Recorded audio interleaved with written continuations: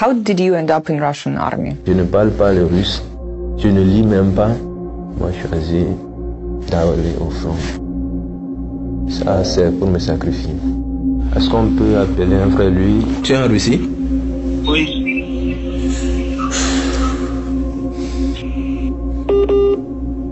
Allô? Allô?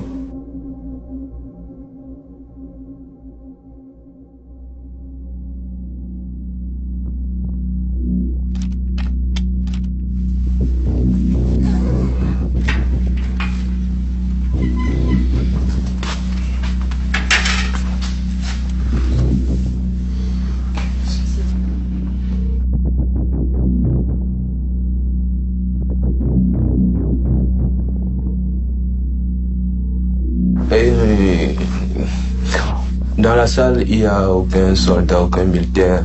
Il n'y a aucune arme pointée sur moi pour me forcer à dire quoi que ce soit. Tout ce que je viens de dire, c'est la réalité. Mon nom, c'est Koulipato Dossa. Je viens de l'Afrique de l'Ouest et précisément au Togo. Mais j'ai 27 ans. Tell us a little bit about your life in Togo. Est-ce que vous pouvez nous en dire plus sur votre vie d'avant au Togo, ce que vous faisiez là-bas, un peu plus finalement sur votre passé? Au Togo, j'étais un enseignant. J'ai eu ma licence en histoire. Après la licence, je faisais l'enseignement, mais pas un enseignant étatique, volontaire. Mais comme le salaire n'est pas assez élevé, je mettais à l'agriculture à côté. C'est tout ce que je peux dire comme expérience au Togo. C'est tout ce que je faisais. So your idea was to go to Russia to make money? Non. C'est le fait que je n'avais pas trouvé de moyens pour faire l'élevage et l'agriculture dans mon pays. C'est ça qui m'a détourné de l'idée de l'agriculture et je me suis dit je vais aller continuer mon étude en médecine. Après le diplôme, si je reviens, je vais faire un hôpital privé pour soigner peut-être les gens. Après, si je gagne un peu de sous, je peux me lancer dans l'agriculture, tout ça, parce que c'est ma passion, l'agriculture et l'élevage. But out of all European countries, you decided to go to Russia. Why? Bien avant même le dessert de mon vieux, j'ai essayé le Canada, ça n'a pas marché. J'ai essayé la France tout récemment, ils ont refusé le visa. C'est là-bas, mes amis me disaient que la Russie, rapidement, et ça ne coûte même pas. Et effectivement, j'ai essayé, ça a passé. C'est pourquoi je me suis retrouvé en Russie. Sinon, je n'ai jamais eu le programme de venir en Russie. But did you know that Russia invaded Ukraine in 2022? With full-scale invasion and previously in 2013? Pour 2014, j'étais pas au courant, mais pour 2022, j'étais au courant. En Afrique, nous, les informations comme ça, ceux qui travaillent pour l'État, c'est eux qui s'intéressent, mais les personnes privées comme ça, nous on se dit, qu'est-ce qu'on en a à foutre avec ça? Mais quand tu es dans la situation, c'est en ce moment que tu s'intéresses à la situation. À partir du moment où je faisais le programme pour venir en Russie, c'est en ce moment je m'intéresse du pays. Et c'est là que je vois des informations que le pays a envahi l'Ukraine, des choses comme ça. We can see how Moscow is intensifying its efforts to basically spread propaganda in the African countries. This has always been the case, but we can see how they are basically intensifying those efforts and trying to recruit Africans for the war against Ukraine. Sometimes it's direct propaganda, sometimes it's kind of hidden under some kind of proposals, but their basic aim is to recruit people for the war. People in those countries need to be aware that Russia tries to fool them. It tries to use their social insecurity sometimes, use the fact that they may need money or they may need resources for their family and propose some kind of offers, which end up with the person being on the front line and having a serious risk of an injury or being killed. So if I understand correctly, you managed to enter the university. And how long did he study in university? Et je peux dire que pour l'étude, de façon normale, j'ai fait seulement 1 mois. Lorsque nous sommes arrivés, on a fait les papiers, tout ça, avant de terminer. Ça aussi, ça a pris au moins, je peux dire. Et après tout, lorsque ces problèmes de contrat ont commencé, je ne restais plus sur place. Well, how did you end up in Russian army? Et un jour, un frère, actuellement, il est à Donetsk, il est dans l'armée aussi. Il m'a abordé que actuellement, il y a aussi d'autres opportunités pour avoir le papier. Parce que si vous êtes sur le territoire sans papier, on dit qu'après l'étude, vous allez retourner dans votre pays. On peut aller. Et je lui ai posé la question, quelle opportunité? Il me dit que c'est possible qu'on peut être policier et surveiller dans la zone de Saratov. Il dit c'est vrai. Et il dit il faut aller qu'on demande au moins l'information, que c'est quelqu'un qui lui a dit ça. Et c'est là nous sommes partis pour aller demander l'information. Je ne savais pas qu'on nous guettait depuis. Le même jour, on a juste dit qu'on veut des informations. On n'a pas encore eu les informations. On nous a tout fait le même jour. Ça, comme on ne lisait pas, on ne comprenait absolument rien. C'est après on nous disait que vous avez signé un contrat de guerre, que vous irez ici pour faire. C'était pas facile. I would say this is a typical case. This is not only his story. This is a typical case how Russian authorities look for those foreign students or workers who are close to losing their legal status, and they approach them with proposals to sign some kind of a contract, do some kind of work. People cannot always understand that it's about army and about service and about actually fighting on the front line. And this is very, very dangerous. This is a huge risk for those people. And if some of them arrive to this situation, our advice is to use every opportunity to lay down your arms, use any moment that you can basically become a prisoner of war. There is a special project in Ukraine called I Want to Live, Хочу жить. And what were you doing in Russian army? What were your, I don't know, duties? Bon, moi je suis un tireur. On nous apprend à tirer seulement, c'est tout. Do you remember your first day of war? Like when you went first on the mission? How was it for you? Ah oui, je me rappelle bien. Ma première mission, c'était celle que j'ai été capturé. J'ai fait seulement une mission. Okay, how did he get captured? Did you surrender? Le dimanche 16 février, on allait à l'entraînement, puis on nous a rappelé de retourner. On revient au camp, on a fait sortir une liste de 10 personnes. J'ai vu mon nom dedans. On m'a appelé, dit vous allez au front. On a quitté là-bas pour un autre lieu. Et c'est là-bas ils ont organisé les groupes.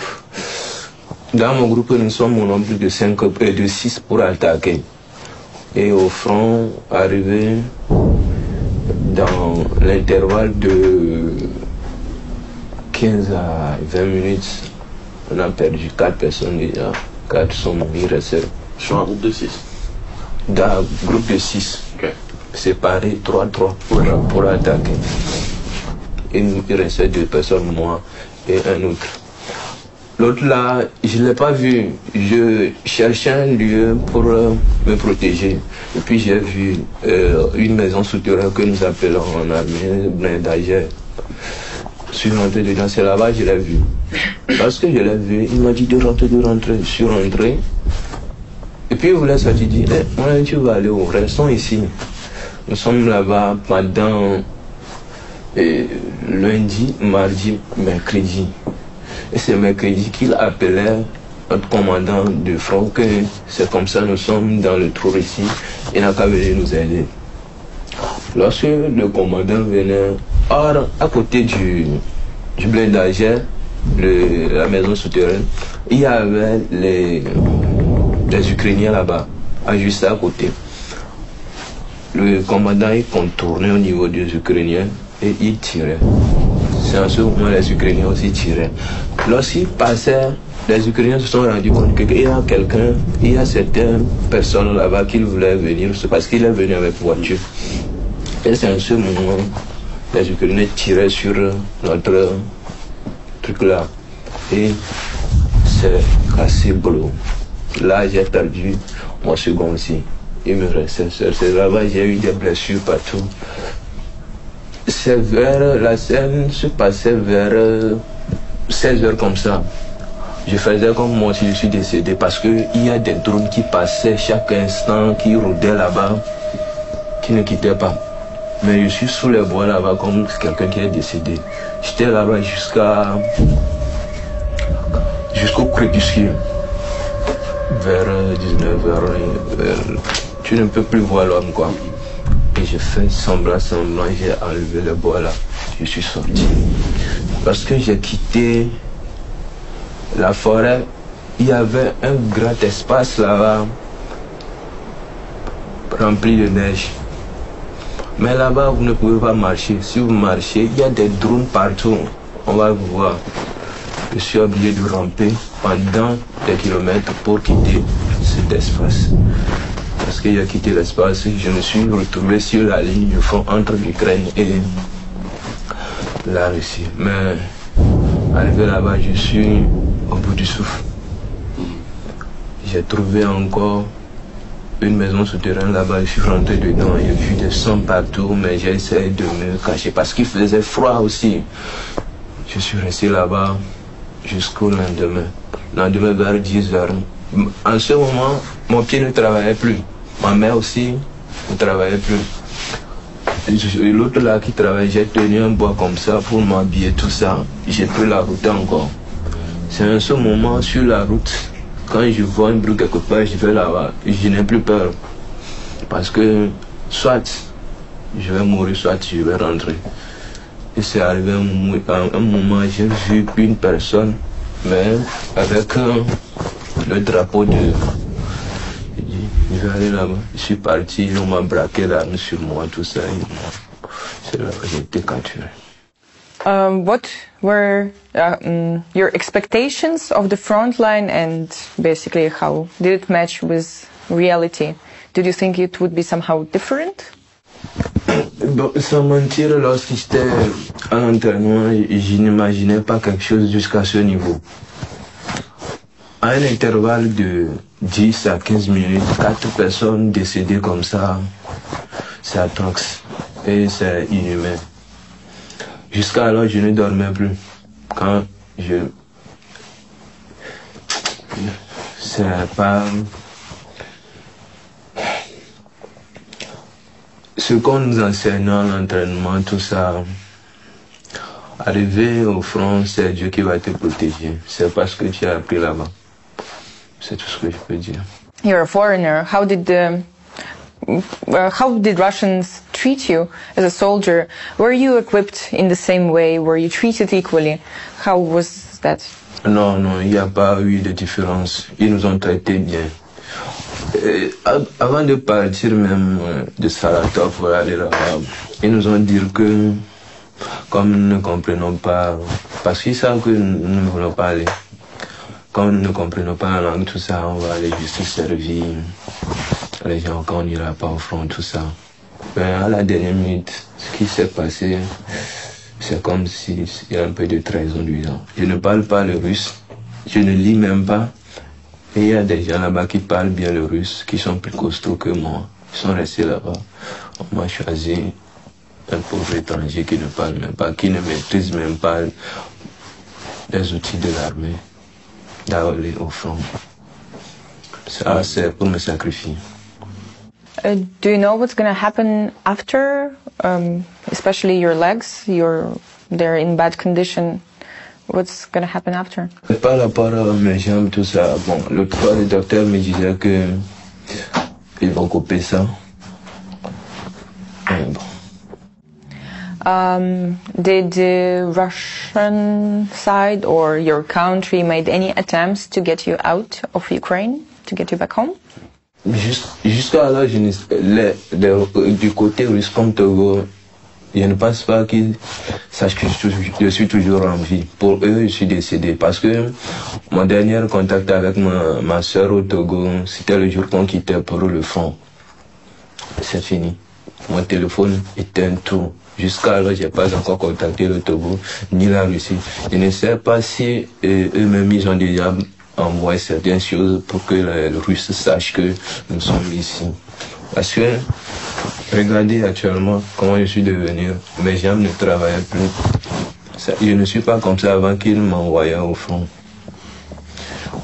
Like a sister of Doucet, what does she need to do to get him back home? She needs to contact her authorities of Togo and persuade them to contact her brother in the Ukrainian custody where he is held. They can send a diplomat, they can arrange an agreement with some other country that can represent them in their behalf, but this is basically on them to contact the Ukrainian side and get access to this person. Then get to know what the person himself wants. If Doucet says that he wants to be reunited with his family, then they will find a way with the Ukrainian authorities how to arrange. You regret that you made this decision to, I don't know, to connect with Russia, basically, huh? Actuellement, quand je me regardais, je regrette. Je ne sais pas, c'est moi-même qui a tout causé ou bien c'est mon destin. Sinon, je regrette. Merci, thanks for agreeing to speak with us. What we're gonna do now is to try to reach your sister, maybe?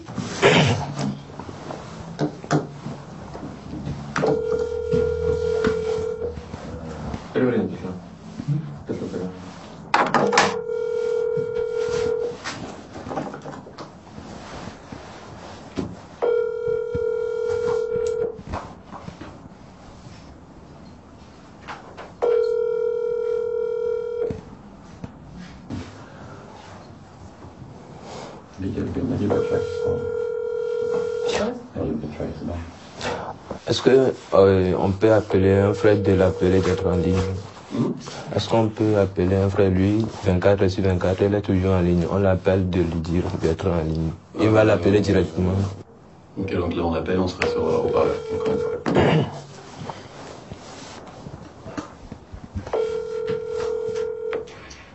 Ok.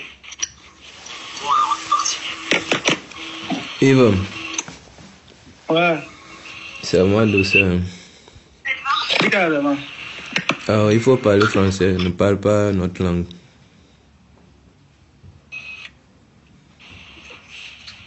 C'est compris?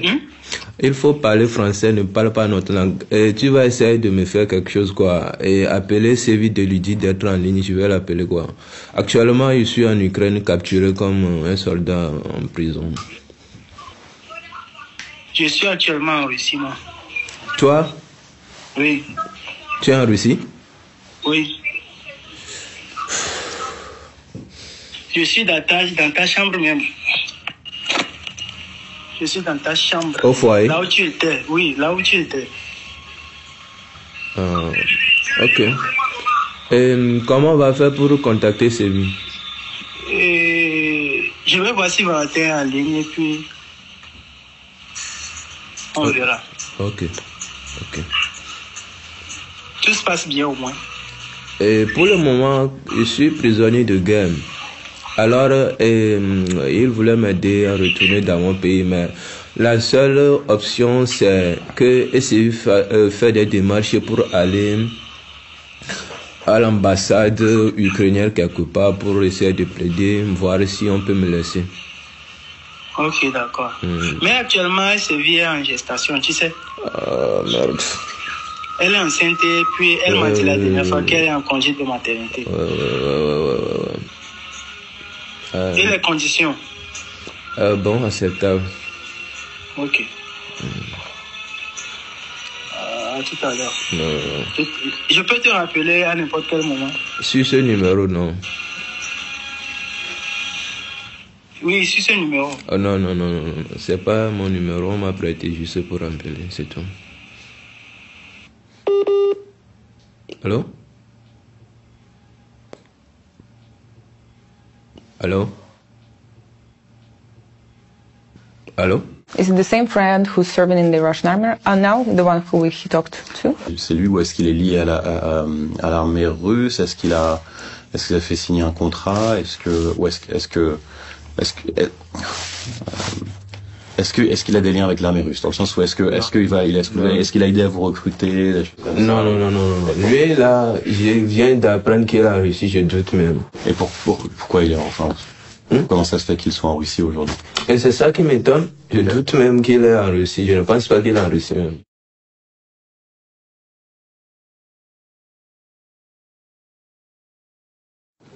La sorte. Ouais, c'est Dossin. Comment tu vas pour moi? Ok, actuellement, je suis en Ukraine. L'autre fois, je t'ai parlé que je vais aller au front. Et on m'a capturé. Alors, pour m'aider à rentrer au pays, il va falloir mener certaines démarches. Je sais pas si tu peux avoir le courage de faire tout ça, mais si tu ne peux pas le faire tout seul, il faut essayer de contacter Fort ou bien ça pour t'aider à chercher une ambassade ukrainienne au Togo ou proche de nous pour lui parler de ma situation. Ok.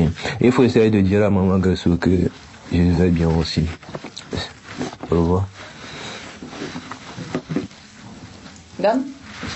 What will happen to him next? Last time we saw him, he was about to get operated. So what do you know of him now, and what's going to happen most importantly after? He is not an average combatant according to the international humanitarian law. So in any case, he should be under the court, and court should decide whether he is a mercenary or not. But while he is in our detention places, he is treated as ordinary prisoner of war, according to the Third Geneva Convention. So he has all rights as a prisoner of war until he will have a sentence. So Russia don't need him, and his country of origin also don't need him. So Ukraine don't need him too. So people like him are in very vulnerable position. And it's not a good idea to become the foreign mercenary in such a dangerous and bloody conflict, such a dangerous Russian invasion to Ukrainian territory. J'ai pas compris ce que tu as dit, on t'a capturé. Hein? On va faire, moi, je vais faire les démarches comment? Il faut m'expliquer comment je vais faire les démarches, il faut m'expliquer. On va faire comment? Il faut m'expliquer comment je vais faire les démarches. Et tu sais que j'ai pas des moyens. Hein? Je vais faire comment?